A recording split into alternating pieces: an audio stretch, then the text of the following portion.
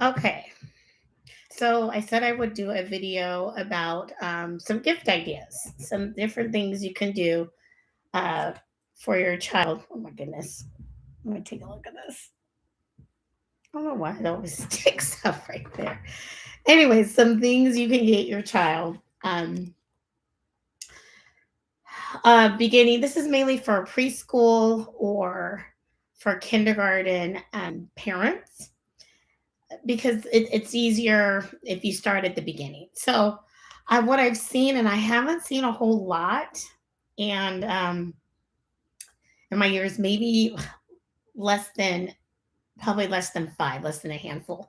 But what parents will do, and it's super cute, they'll get the book, Dr. Seuss, or any favorite book or meaningful book, maybe to your child or to your family, and they'll have each year the teacher sign it. You probably seen or heard, or maybe not. And so that's why I want to say it because it is a super cute idea for your kid. This is something for your kid.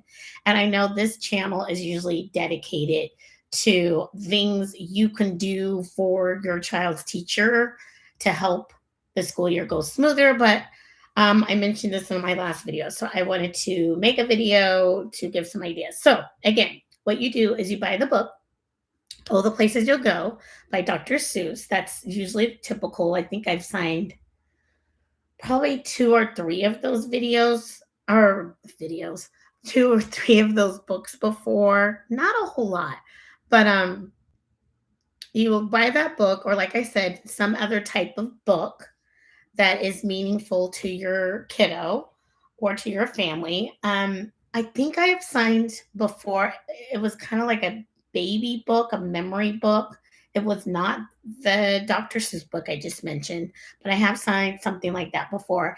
And if you start in like pre K or especially kindergarten, usually kindergarten is a good time to start. And every year you have the teacher sign the front or the back of the book all the way up to 12th grade. And then upon graduation, of course, you wrap it up and you give it to your child. So that's an idea for a super um, cute memory type of gift to give your child. Something else that would work is like maybe a nice poster or type of like a plaque or something that's framed, possibly, that every teacher can sign. Um, Moving forward, again, you probably want to start in maybe pre K, kindergarten. Kindergarten is ideal. So, this is mainly for kindergarten parents. Or if you didn't and you really want to do it first grade, and then you go all the way up to 12th grade. So those are a couple of cute, cute memory gifts. And oh, this is what I also wanted to say. When you give it to your child's teacher, of course, be very kind. That's what we're all about on this channel is how to be nice. You know what? How to just kind of spoil your teacher. I mean, that I'm kind of exaggerating, but not. How to spoil your child's teacher. And it helps. It helps you stand out as a parent. Um, it just will help the school year, and it's just good. It's just being a good adult, a good person on when you let your child see you being a good parent. It's just good training. It's doesn't take that much effort. It really doesn't.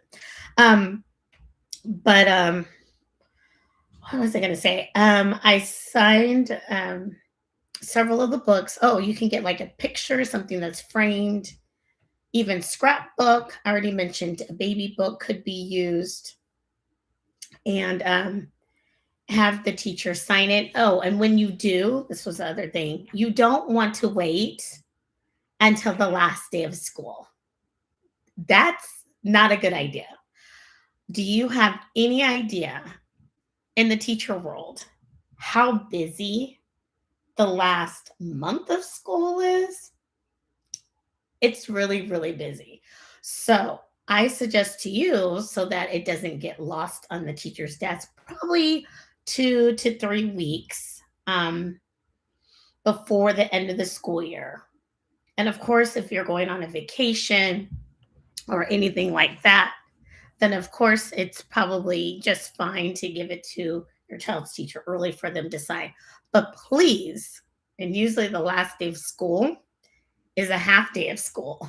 Please don't bring the book on the last day of school, a half day of school, wanting your child's teacher to sign the memory book and to actually come up with something heartfelt and thoughtful and reflection of the school year. Please don't do that. Like I said, about 2 weeks before, 3 weeks before. And what I've seen people do is they'll put it like in a manila envelope. And if you want a special pen, just put a note maybe on the book or on the envelope. Put the pen if you have a certain pen you want the teacher to use inside the envelope. Again, another little thank you, a quick thank you card wouldn't hurt. Um, not absolutely necessary, but it wouldn't hurt. But put it in a manila envelope. Make sure the office puts it into the teacher's mailbox or whatever, or you hand deliver it, and then you pick it up. Please don't give the teacher the responsibility of making sure that the memory book that's very precious, especially if this is like a third grade teacher, very precious to you. Don't put it all on the teacher. Be responsible for your child's memory book. That's the point of this. Be responsible for that. That would really help. Um, and then of course scrapbooks. These types of things. Some of the things I'm mentioning are not as popular with how technology and online and electronic things, but sometimes it's really nice to have something tangible that kids can touch and keep and cherish, because the one thing with technology, a lot of times, sometimes it goes out of style, is no longer relevant, and you can't access it anymore. You can't see it anymore, or whatever. So, using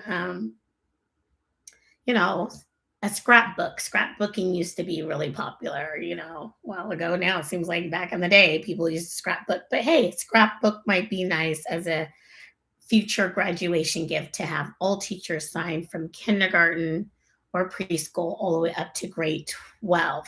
And with grade 12, I'm not, because I don't teach that grade, and I wish I had seen this. Honestly, Mike, I did not do this for my own kids because I had not heard of the idea, and I wish I had. I think by the time I did, my kid was like already in like fifth or sixth grade, something like that. And that was my youngest. So by the time I'd seen this, so that's why I'm sharing it with you all too. I want you to know of some fun and cute things that you can do for your kids. But I'm not sure how you could necessarily take care of for senior year. Maybe pick one or two teachers that stand out. If they take like choir or theater or drama or something that they have a connection with. I know for my own children, same thing. There's a few teachers in high school throughout all the years that they've had either every year or had a connection after school program or whatever, and you can have those teachers to sign. And same thing, make it easy. Being a good parent, you should be involved anyway. So there's probably a field trip, or send an email, or drop it off in the office, and you should have had some connection already with that teacher, especially if your child has had that teacher for several years and they have a connection, and they're important to your child, meaningful for an activity or whatnot. Then hopefully you have some kind of relationship where they know you. That might help, because high school, that's a whole nother ballpark, of course, with all the different classes. Same with middle school. But maybe, like I said, your child can pick, hey, what's one teacher you really like this year? Ask your student. A lot of times, asking, especially middle schoolers, questions like that, it's good to kind of ask, when they're eating or they're doing something else. Hey, by the way, what's you know, your favorite teacher right now? And, go write down the name and look on the school's website and find the teacher and reach out. I know a lot of times Kids don't always want to share, but when they do share and they have those moments, ask the question and try to connect. And now I'm kind of getting into another kind of topic, and it's more along with parenting. Um, Having been a parent of teenagers, they don't talk as much as they did maybe when they were younger and share things, but when they do finally, open up, that's a good time to ask more questions, ask about their friends. You know, I read this somewhere, but it's like, if you want to ask your, instead of just asking your kid, what did you do today? Start with maybe what did you eat for lunch? Who did you sit with? Was there anything what was on the morning announcements? Something kind of random to kind of get them thinking and maybe get their attention. You're like, oh, you want to know? Or when did if they had advisory, hey, who's in your advisory class? Who's your, advisory teacher? And maybe go on from there because you don't always hear about advisory or whatever. But asking them sometimes what they had for lunch. Hey, what'd you eat? Did you get to sit by a friend or, things like that? Did you buy something? There was a time when my youngest at lunch in junior high, I was wondering why she didn't want to take any food. And come to find out, they sell the protein drinks.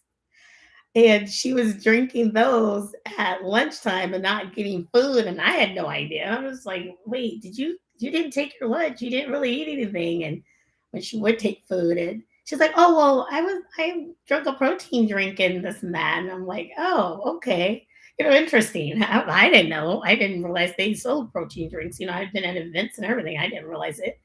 But yeah, so when they're eating food, a snack, you know, dinner, sitting down, a sit down dinner with the whole family, with families being busy, that's not always possible. So sometimes, especially when they're in the back of the car before they drive, that's another tip. Parents, once your kiddo starts driving, a lot of those the back seat conversations are sitting in the back, strapped in their booster seat, or later on not. And right before they can drive, those are sometimes, I'd wave if I needed my daughter's attention. She'd be in the back of the car. So I wave my hand like this so she could see me. And I'm like, take out your earbuds, let's talk. Let's have some conversation. So I'd wave my hand and she knew, take it out.